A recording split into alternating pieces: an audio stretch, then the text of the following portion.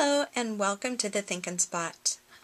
I have a little project to share with you today for the Peachy Keen Challenge number 38, which is a challenge to do a fall project, and the only stipulation is it can't be a card. So what I've come up with are these little Halloween treat boxes, which are called sour cream containers. I've made these a lot before, and they're just a fast and easy little project, and they're really a fun thing to do, and the kids love them, love opening them up and finding all the little treats and goodies that you stash inside. So we'll get started by first coloring the image, and I'm going to be using the Peachy Keen stamp set PK number 632, which is the Halloween Sweet Folks. And if you're not familiar with it, this is what that stamp set looks like. It's got several little images in there and the I Love Boo sentiment. So we'll start out by inking up our little stamp. I'm going to use the candy corn stamp for this video. I've got a little extra ink there that I don't need. But you just ink up the stamp really good and then very lightly touch the stamp to the paper. You don't have to push very hard. Lift straight up and you get a nice, crisp, clean stamped image. So for Mr. Candy Corn here, we're going to start with the yellow layer, and we're going to color the bottom layer in yellow. I'm using a Y15 color to start with that. And I'm going to shade my first color of shading with the Y17. And then I'm going to jump up to a Y38 and do the last of my shading on that piece with the Y38. And actually that shading, those colors blended really well. I'm going to leave that alone and not go back and bother it any further. Now I'm going to move on to the next layer of the candy corn, which is going to be the orange layer. For that, I'm going to start with a YR number 12.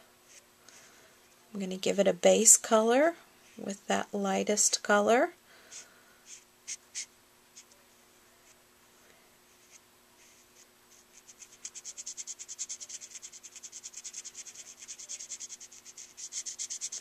Just fill them all in as best I can with those colors.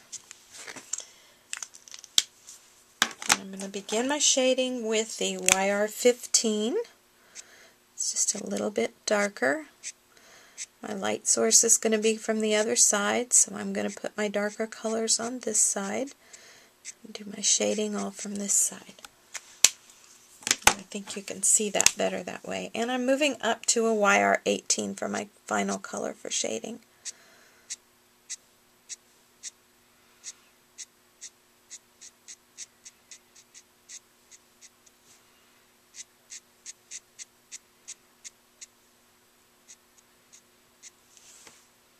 I've got a little bit of a dark line in there that's not blended well that I want to go back and just blend out a little bit into the lightest color. I just want to take out that strong line there and make it more of a soft blend. Okay, that looks pretty good.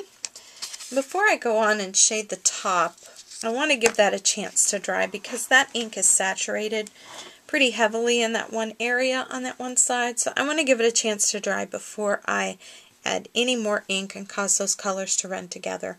So I'm going to move on now to the arms, legs, and feet, and I'm going to color those in with an E00 and just give them a nice bunch of color there.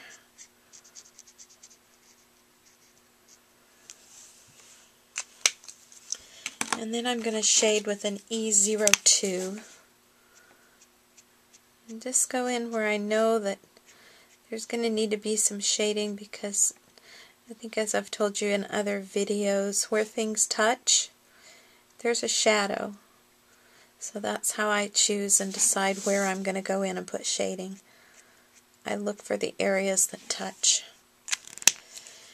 And I'm going to add just a little bit of a darker shade to those arms, legs, and feet with an R12. And it's just a little darker shade. There's just a little bit more gray in this color than there is in the 02. Well, obviously there's more gray in it because the 0 doesn't have any gray in it at all.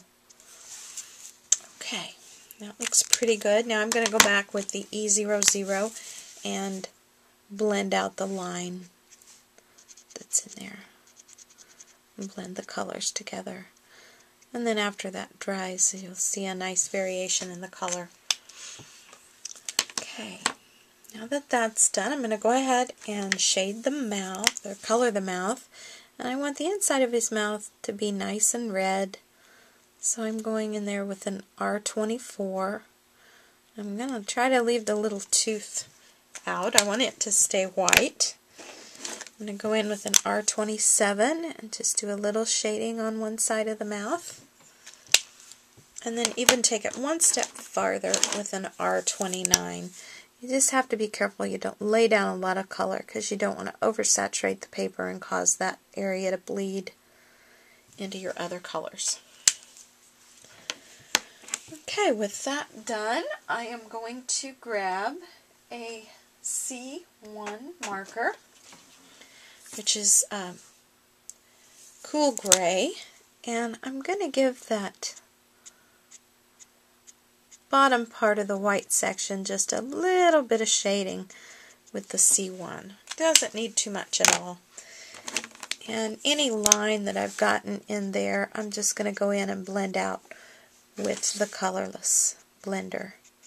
And just soften that line out a little bit. Now that I've got all that finished, I'm ready to add some cheeks. And on the light side of little Mr. Candy Corn here, I'm going to go in with an R20.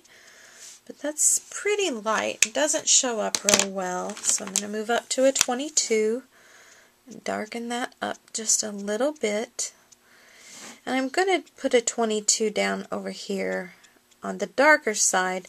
But again, that side's dark enough. It's not going to show up very well. So I'm going to go back in with a 24. And give him a little more blush on his cheeks with the 24. And that actually looks pretty good. So to blend out any line you have from the cheek, you can go back in with your base color and just soften the line out just a little bit. It helps the cheeks kind of blend into the background.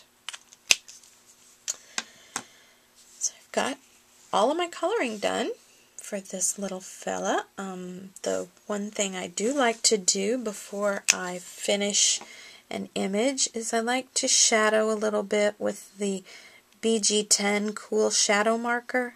Just go around the images and just give them a little bit of a shadow. Kind of helps them pop off the page. Okay, so we've colored our little candy corn fella here, and I've punched him out with a 1 3/4 inch punch and just sized him up to make sure that he will fit out on this tag, and he fits on there just perfectly. So I'm going to set him to the side, and we're going to move on to the sour cream container. For these little sour cream containers, I'm using a piece of, you can use cardstock, or this is heavyweight pattern paper.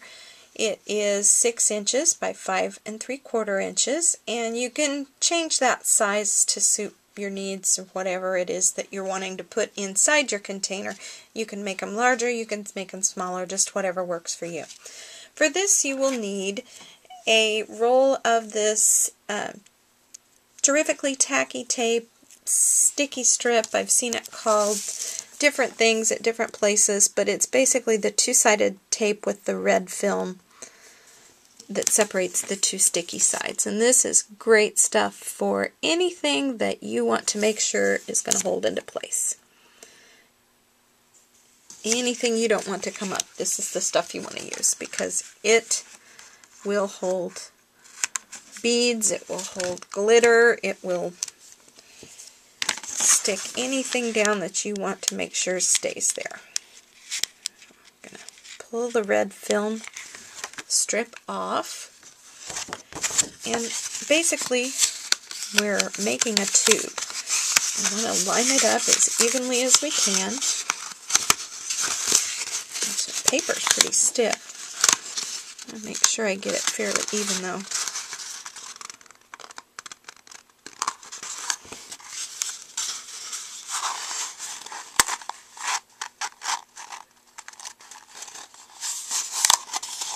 And stick it down really well. You can see we've just made a tube basically. So after you get the tube made, you're going to want to take another little piece of tacky tape, just a small piece, a couple of inches long, and you're going to want to put that piece on the inside of your circle.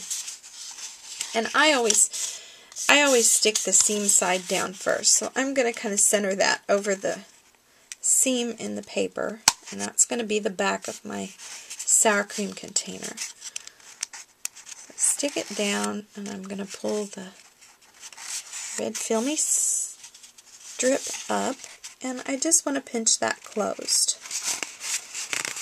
After that's done, take your Fiskars paper crimping tool, and I'm going to move the camera here just a little bit so you can see this a little better.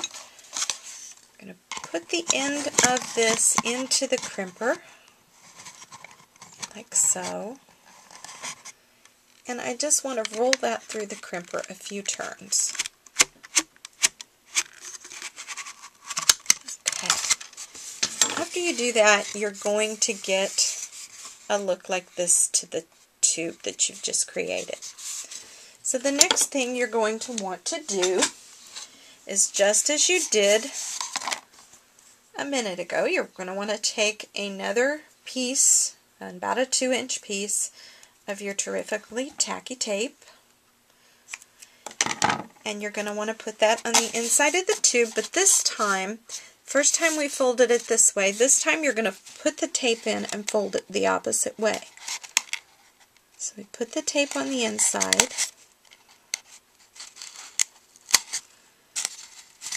and then it would be at this point that you would want to fill your container with whatever it is that you're going to want to put inside. Candy, a little gift, treats, whatever. So at this point you would crimp this the opposite way, or fold it the opposite way, and I'm going to go ahead and run that through the crimper so you can see, but I don't want to stick it close because I will want to put something in here at this point. So I'm going to do just what I showed you a minute ago to do. And now you have the completed sour cream container, and it is ready for you to decorate and finish up and be ready to give a nice little gift to someone. Here I have a couple of the finished sour cream containers that I've shared with you today. All I did to finish these up was to punch a hole in the top of the container and thread a piece of ribbon through and tie a bow. And on this one I added a little bit of extra bling by just taking these self-adhesive rhinestone strips, and I just stuck those to the outside edge of the tag, and that made a nice little sparkly effect. And if you don't particularly like the look of the clear rhinestones, you wanted to use colored ones, you could actually take your Copic markers and color those rhinestones to match whatever it is that you're working on. So I hope you've enjoyed this little project today. I want to thank you for stopping by, and please be sure to hop over to the Peachy Keen Challenge blog. Check out all the amazing samples from the rest of the design team, and I hope you get a chance to play along with our challenge, because we've always got some great prizes up for grabs, and it's always a lot of fun to see your work and inspiration. We love to see what you've been up to with your stamps. So have a wonderful day, and I hope you get to do some happy stamping.